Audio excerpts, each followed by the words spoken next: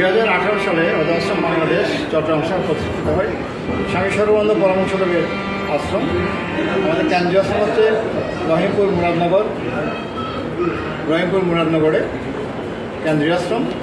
এটা হচ্ছে চট্টগ্রামে কোনো আশ্রম ছিল না, মণ্ডলী ছিল। এই শাখা আশ্রম হলো আর কি অজায় আশ্রম বাংলাদেশ চট্টগ্রাম শাখা। এটা ব্যবস্থাপনা করে বাংলাদেশ অবন্য সংগঠন চট্টগ্রাম মহানগর শাখা। প্রতি শুক্রবার সহ সমতি বসানো হয় এবং বিভিন্ন দিবসে এবং জাতীয় দিবসে জাতি ধর্ম বর্ণ গোত্র নির্বিশেষে সমতি উপাসনা আয়োজন করা হয়। হিন্দু সমাজের যে কেউ চাইলে উপাসনা যোগদান করতে পারে এবং বিভিন্ন জাতীয় দিবস সমূহ আমরা উপাসনা করে থাকি। রাজনৈতিক প্রতিষ্ঠান এবং সেবামূলক একটা অজায় আশ্রম।